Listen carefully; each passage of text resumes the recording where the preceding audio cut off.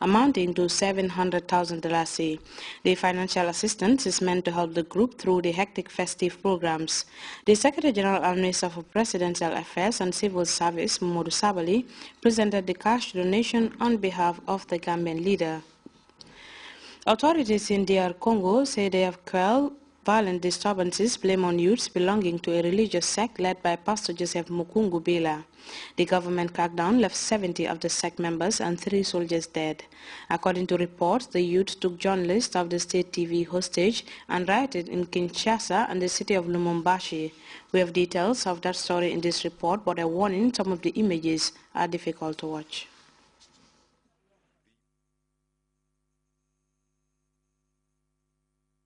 It was evidence that the crackdown by Congolese security forces was brutal after the attack on Monday by a religious movement.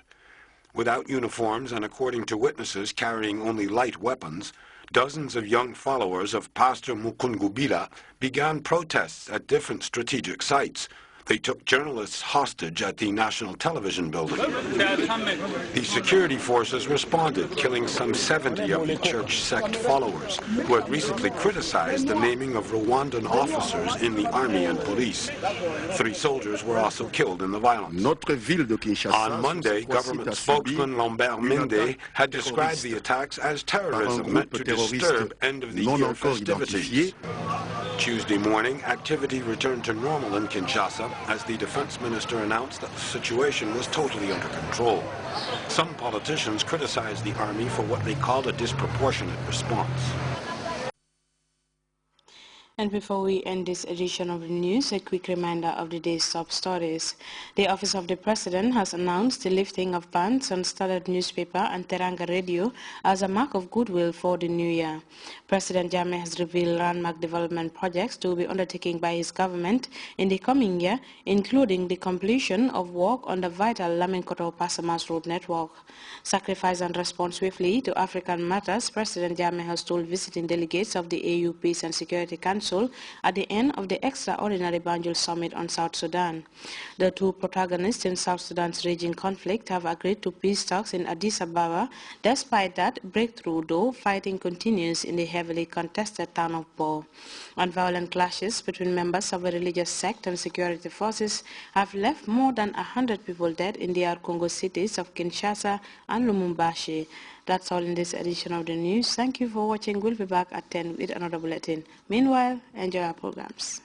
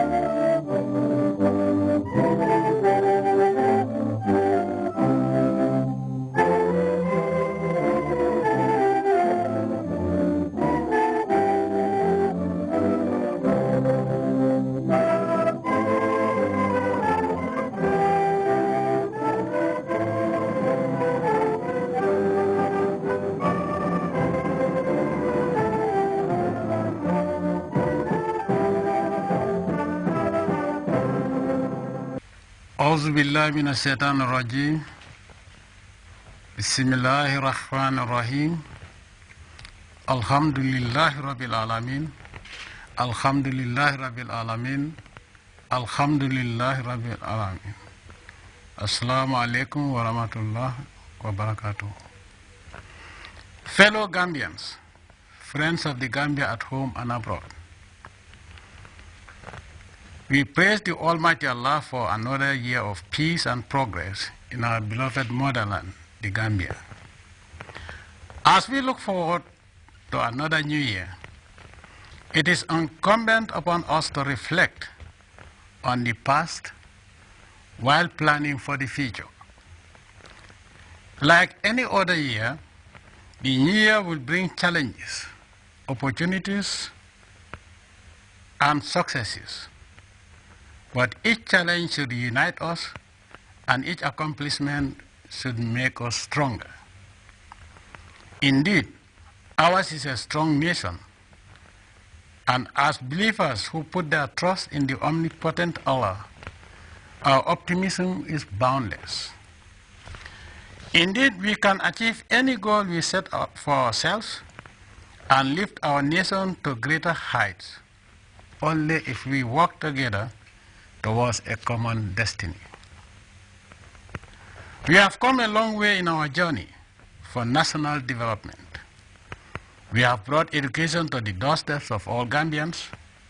We have made affordable health care available to all and sundry, to the extent that even communities that lie across our border come to the Gambia for basic health care at cost next to nothing. We have built roads and other critical infrastructure that have brought to life areas of this country that once laid waste due to lack of accessible roads. These areas are not even far away. Just in the suburbs here, the coastal roads are one of the shining ornaments of development ushered in by the July 22nd revolution. Government will continue the rehabilitation and expansion of our existing rural, urban, and cross-country road networks. The vital Brikama-Soma Highway is almost complete, and by the end of the first quarter of 2014, the entire South Bank Road stretch, Banjul to Basse, would have been completed.